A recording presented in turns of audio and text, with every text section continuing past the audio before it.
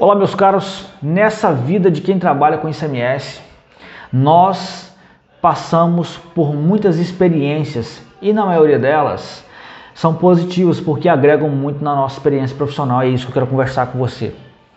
Uma vez foi me perguntado assim, olha, como é que a fiscalização vai saber se eu estou utilizando um determinado veículo ou não na minha empresa? Por que surgiu essa pergunta?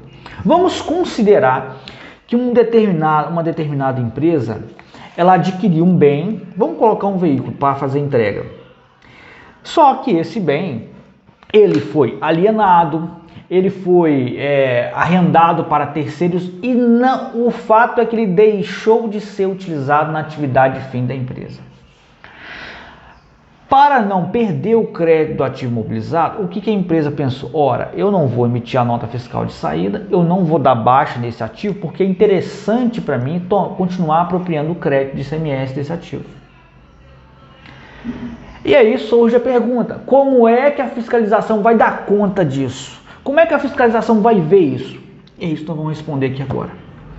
Porque nós temos que adquirir as nossas experiências observando a legislação, observando a manifestação do fisco em todas as fiscalizações que eles já fizeram, inclusive nessas que se refere ao veículo, ao bem que não está mais sendo utilizado na atividade fim da empresa. E aí, a gente observando essas manifestações, esses julgamentos lá do Conselho de Contribuinte, um negocinho fica muito claro para a gente, é que se você observar já lá no artigo, no regulamento ICMS, lá no artigo 31, a parte que vai falar sobre quando é que você pode tomar um crédito de ativo imobilizado, você sabe que de todos aqueles requisitos, são vários, não me lembro quantos agora, são 6 ou mais, você tem que atender a todos cumulativamente. E um deles traz lá assim, desde que o bem esteja contabilizado como ativo imobilizado. Uai, por que isso está lá? Não é de enfeite.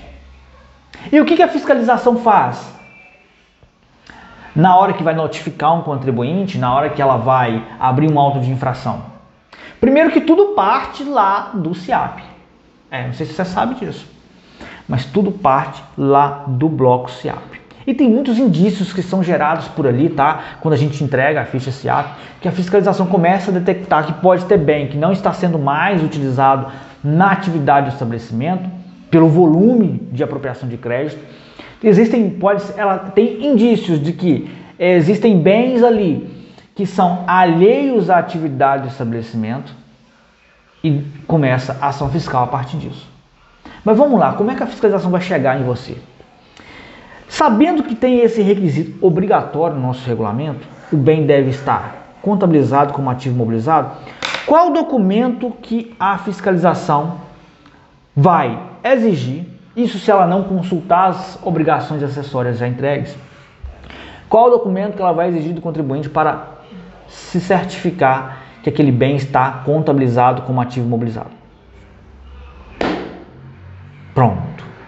Ela vai olhar a contabilidade. Não é? Então, se na contabilidade esse bem já não estiver mais no ativo imobilizado, você vai ter um problema. Aí teve acordos que em determinado momento o contribuinte falou assim, não, que isso requer perícia, porque a fiscalização sequer fez diligência para ir lá comprovar que o bem deixou realmente, como ela alega, deixou de ser utilizado pela empresa na sua atividade fim. A fiscalização responde, não há necessidade da fiscalização fazer isso. Por quê? O próprio documento que você tem, que é a sua contabilidade, não informa lá no seu ativo esse bem. Não tem como você contestar isso. Você não vai ganhar administrativamente, judicialmente, porque é um requisito que o regulamento ICMS estabeleceu. Então, respondendo essa pergunta, agora olha só, são 5 minutinhos de vídeo, mas isso aqui é uma aula, sabe por quê? Toda vez que um cliente seu, uma empresa te questionar, você já sabe como é que você vai responder. Até porque se você tiver curiosidade de dar uma olhadinha nessas manifestações, até que não precisava, porque o próprio regulamento já traz isso muito claro. Mas vamos supor que você queira, deixa eu ver como é que está sendo feita a fiscalização, como é que a fiscalização está entendendo isso, o que ela está exigindo de prova documental. Ela não exige nada, já manda direto a notificação. Quem tem que comprovar que está sendo utilizado na atividade de fim da empresa é o contribuinte, só que ele não tem esse documento porque não consta no ativo, né? E aí você consegue discutir isso com o cliente e orientar ele, porque existe muito disse-me-disse, sabe? E esse disse-me-disse, além de colocar o cliente, o contribuinte em risco, pode até colocar em xeque a informação que você traz. Pode pensar assim, poxa, essa pessoa que está me orientando aqui no ICMS, essa pessoa que me atende, que me dá uma consultoria aqui, não entende muito não está muito por dentro não. Eu já encontrei gente que fala que pode fazer isso e eu já fiquei na dúvida, né? Achei que sabia, conseguia me atender, já acho que ele não resolve o meu problema. E aí, por aí começa a descrença no seu trabalho.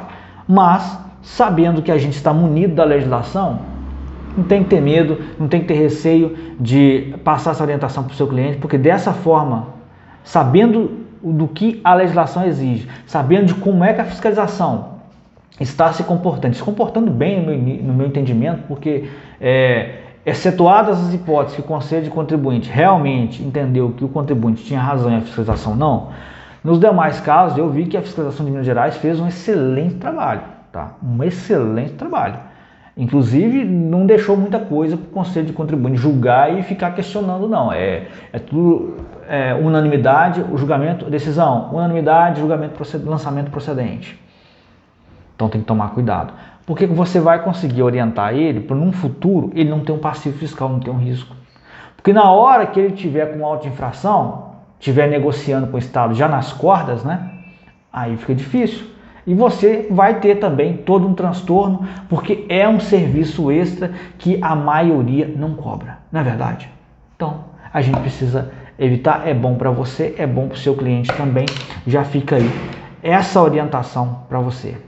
Mas olha só, se você quiser participar de um proseado mais profundo sobre a legislação do ICMS de Minas Gerais, em específico sobre crédito de ativo imobilizado para transportadores de cargas, eu te convido para participar do nosso workshop online chamado ICMS Carga Pesada. Nesse dia 18 de julho de 2023, nós vamos falar exclusivamente sobre crédito de ativo imobilizado e aí nós vamos falar tudo. E lá a gente coloca um passo a passo. É um material exclusivo para quem estiver conosco online ali. E para participar é só clicar no link, tem uma condição muito especial para você. Vai lá que a gente se encontra no dia 18/7. É isso aí.